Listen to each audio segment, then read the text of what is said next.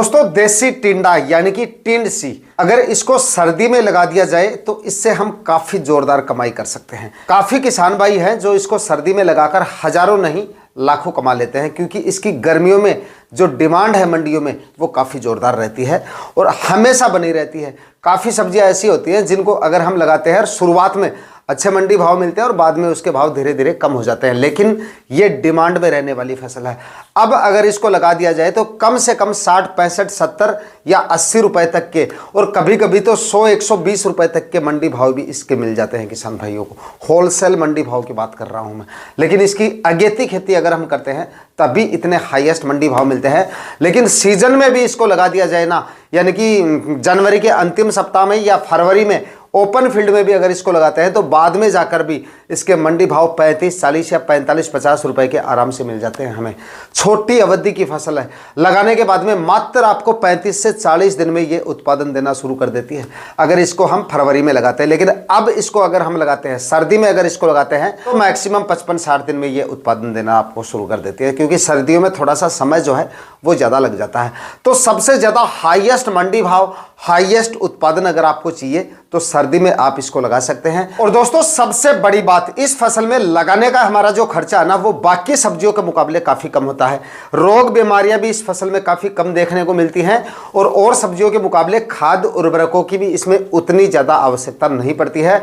यानी कि नए किसान भाई भी आसानी से इसको लगा सकते हैं, जिनको सब्जियों का अनुभव ही नहीं है, पहली बार सब्जियां लगाना चाहते हैं, वो किसान भाई भी इसको आसानी से ग्रो करके और काफ़ी ज़ोरदार कमाई आने वाले सीजन में इससे कर सकते हैं।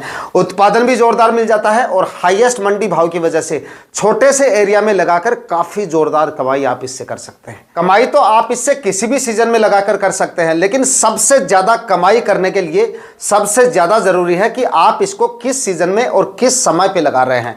अगर सही समय पर आपने इसको ग्रो कर दिया तो हाईएस्ट मंडी भाव इससे आपको मिल जाते हैं। तो आज इस वीडियो में इस फसल के बारे में पूरी जानकारियां आपके साथ शेयर करने वाला हूं।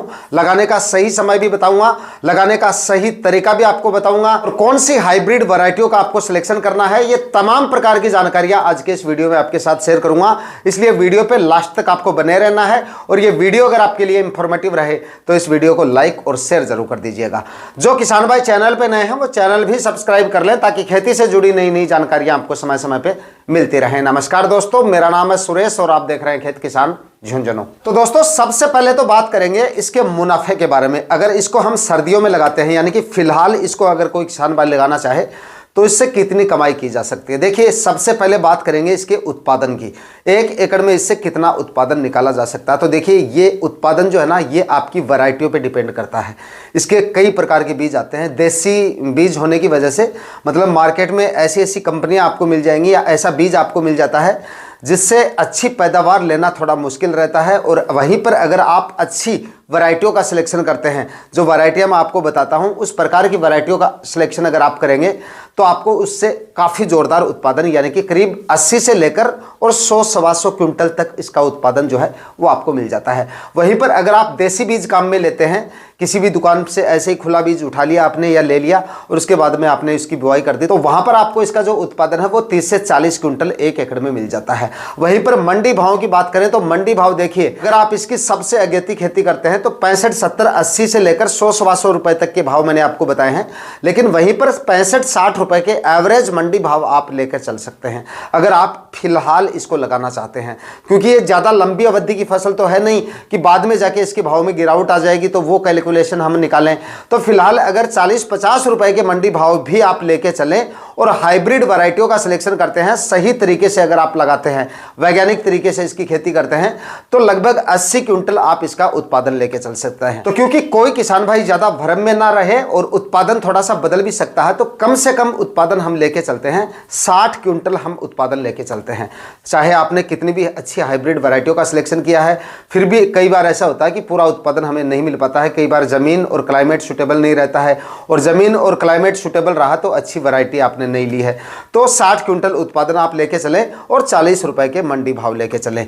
कहने का मतलब है सारी परिस्थितियां अगर ठीक रहती हैं तो आप इससे खर्चा निकालकर 2-2.5 लाख रुपए आराम से निकाल सकते हैं। फिर भी अगर हम कम से कम लेके चलते हैं तो 1-1.5 लाख रुपए तो आप इससे आराम से निकाल सकते हैं। आंकड़े मैंने आपको सारे बता दिए हैं, मैक्सिमम उत्पादन और मैक्सिमम भाव के भी। फिर भी हमने कम से कम प्रॉफिट आपको बताने की कोशिश की है ताकि कोई भी किसान भाई ज़्यादा भ्रम में ना रहे। उसके बाद में बात करते हैं सही समय की। देखिए, सही जो समय है ना इसकी खेती का, वो है अब सबसे अगेती खेती का, वो दिसंबर का महीना ही है। दिसंबर में आप इसको लगा सकते हैं और दिसंबर में कभी भी आप इसको लगा सकते हैं। फिलहाल अब आप इसकी बुआई कर सकते हैं। उसके बाद में दिसंबर के अंतिम सप्ताह तक बुआई करके भी आप इससे अच्छी पैदावार और सबसे ज़्यादा भाव ले सकते हैं। कहने का मतलब है सबसे ज़्यादा मंडी भाव अगर आपको लेने हैं तो दिसंबर के अंतिम सप्ताह तक आपको इसकी बुआई जो है वो कंप्लीट कर लेनी है। इसके बाद में दोस्तों बात करते हैं इस वीडियो के सबसे इंपॉर्टेंट टॉपिक पर, यानी कि सर्दियों में कौन कौन सी जरूरी सावधानियां आपको रखनी है, किस तरह से सर्दियों से बचाना है आपको, और लगाते समय कौन सी जरूरी खाद उर्वरक आपको डालनी है। तो सबसे पहले बात करेंगे खाद उर्वरकों के बारे में। देखिए, ये एक देसी फसल है और इस तरह की फसलों में देसी खादों की सबसे ज्यादा जरूरत होती है। इसमें आप गोबर की खाद अच्छी मात्रा में डाल दीजिएगा, कम से कम 3 ट्राली, और उसके बाद में 4 या 5 ट्राली तक भी आप डाल सकते हैं। लेकिन जिन किसान भाइयों की मतलब सब्जियां लगाने वाले किसान भाइयों के पास में गोबर की खाद की उपलब्धता इतनी ज़्यादा नहीं रहती है तो 3 ट्राली तक आप डाल सकते हैं। 3-4 ट्राली तक अगर आप डाल देंगे तो अच्छे रिजल्ट आपको इसके मिल जाएंगे, मतलब बढ़िया उत्पादन ये दे जाएगी। कम से कम 3 ट्राली तो आपको डालनी है और ज़्यादा से ज़्यादा 4-5 ट्राली जितनी भी आप डालना चाहें उतनी डाल सकते हैं। बात करते हैं रासायनिक खाद उर्वरकों की। डीएपी खाद आप 40 से 45 केजी 1 एकड़ में इसके लिए डाल सकते हैं और उसके बाद में म्यूरेट ऑफ पोटाश भी इसमें आपको जरूर डालना है। म्यूरेट ऑफ पोटाश इसमें आप डाल सकते हैं जी 25 से 30 केजी 1 एकड़ के हिसाब से। सारी खाद उर्वरक मैंने 1 एकड़ के हिसाब से आपको बताई है। और उसके बाद में यूरिया खाद की बात करें तो 15 से 20 केजी 1 एकड़ में यूरिया खाद डाल रहे हैं। और दिसंबर में अगर आप इसको लगा रहे हैं तो सर्दियों में स्ट्रेस फ्री रहे हमारी फसल और पाले का प्रकोप भी अपनी फसल में ना रहे, इसके लिए सल्फर का इस्तेमाल आपको जरूर करना चाहिए। इन्हीं खाद उर्वरकों के साथ में जमीन की कंडीशन के हिसाब से 6 से 7 केजी पर एकड़ के हिसाब से आपको सल्फर भी मिला देनी है। ये सारे खाद उर्वरक आखिरी कल्टीवेशन से पहले डाल दीजिए जी, और 3 से 4 कल्टीवेशन कर दीजिएगा, यानी कि जमीन को अच्छे से तैयार कर लेना है, मिट्टी को एकदम भुरभुरी बना के उसके बाद में आपको बेड प्रिपरेशन का कार्य शुरू करना है। ध्यान रहे बेड बनाते समय मिट्टी में नमी ज्यादा नहीं होनी चाहिए। अब इसके बाद में दोस्तों इसके लिए बेड बनाते समय डिस्टेंस आपको, यानी कि लाइन से लाइन की दूरी आपको कितनी रखनी चाहिए। तो देखिए 6-6 फीट की दूरी पर इसके लिए आपको बेड बनाने हैं। बेल वाली सब्जियों के अक्सर बेड जो है ज़्यादातर सब्जियों के मतलब 6-6 फीट की दूरी पे, या जो बेल ज़्यादा फैलती है, जिन सब्जियों की बेलें ज़्यादा फैलती हैं उनके बेड जो है वो 7-7 फीट की दूरी पे या 8-8 फीट की दूरी पे बनाए जाते हैं गर्मियों में लौकी वगैरह के। लेकिन टेंसी की जो वेलें होती है वो इतनी ज़्यादा नहीं फैलती है, तो 6-6 फीट की दूरी पर आप इसके लिए बेड बना लीजिएगा। बेड की साइज़ अच्छी रखें। सर्दियों में अगर आप बेड बना रहे हैं तो ऊंचे बेड बनाएं, ताकि मतलब बेड की साइज़ अच्छी रहेगी तो फसल भी अच्छे से ग्रो करेगी, जड़ों का विकास अच्छे से होगा और ऊंचाई की वजह से पाले की समस्या भी कम देखने को मिलती है। इसलिए कम से कम 1.5 फीट ऊंचाई दे बेड को। उसके बाद में इसमें प्लास्टिक मल्च भी आपको लगाना पड़ेगा।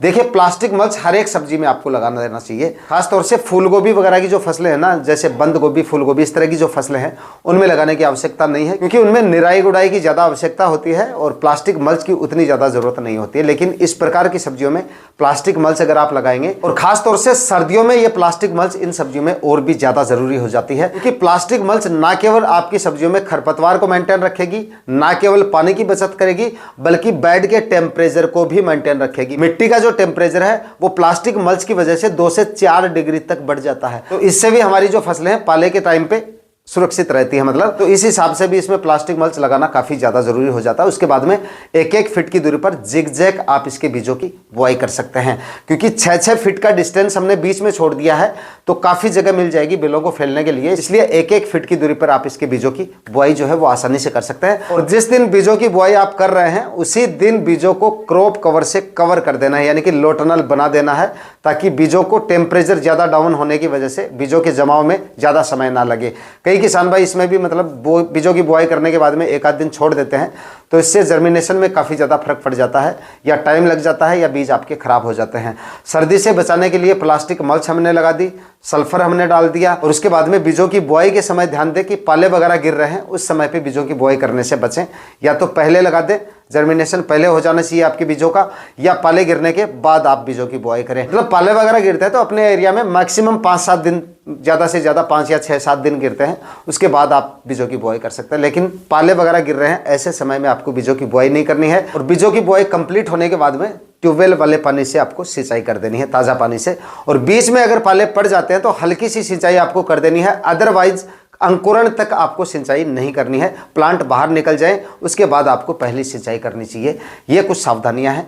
क्रॉप कवर लगा दिया, प्लास्टिक मल्च लगा दी, सल्फर का इस्तेमाल हमने कर लिया। उसके बाद में आपके एरिया में अगर पाले वगैरह ज़्यादा गिर रहे हैं तो जिस समय पे पाले वगैरह गिर रहे हैं हल्की सिंचाई ट्यूबवेल वाले पानी से करें, और धुआं वगैरह भी कर सकते हैं। मतलब ये सबसे अच्छा जुगाड़ है। रात को 12 बजे के बाद में अपने प्लॉट में अगर आप कचरा वगैरह जला के हल्का धुआं कर देंगे तो इससे भी टेम्परेचर काफ़ी हद तक मेंटेन हो जाते हैं, क्योंकि रात के समय में हवा नहीं चलती है बिल्कुल भी। इस वजह से जो आप धुआं करेंगे वो स्थायी रूप से आपके प्लॉट में मतलब काफ़ी देर तक मतलब टेम्परेचर को जो है वो कंट्रोल कर लेता है। तो सुबह के समय आप जो है 12 बजे के बाद में 2-3 बजे मतलब आप जो है धुआं करके छोड़ देंगे तो उसके बाद में पाले का प्रकोप आपकी फसल में काफ़ी हद तक कम हो जाता है। देसी टिंडे की अच्छी वैरायटियाँ, सागर सीड की एक तो नरेश वैरायटी आती है, इसका आप सिलेक्शन कर सकते हैं। और उसके बाद में एक माहिको कंपनी की माही टिंडा के नाम से वैरायटी आती है, इसका भी आप सिलेक्शन कर सकते हैं। और बाकी और कोई अच्छी वैरायटियाँ अगर आपके एरिया में मिलती हैं, मतलब अच्छी कंपनियों की अगर बीज मिल जाए इस देसी टिंडे का आपको, तो वो भी आप ले सकते हैं। बाकी 1-2 वैरायटियाँ ऑनलाइन भी इसकी मिल जाएंगी, तो मैं डिस्क्रिप्शन में लिंक डाल दूंगा, आप ऑनलाइन भी इसको मंगवा सकते हैं। आज के वीडियो में इतना ही। वीडियो अगर आपके लिए इंफॉर्मेटिव रहा तो इस वीडियो को लाइक और शेयर जरूर कर दीजिएगा। चैनल पर नए हैं तो सब्सक्राइब जरूर कर लीजिएगा। मिलते हैं किसी और वीडियो में नए टॉपिक के साथ, तब तक के लिए जय जवान जय किसान।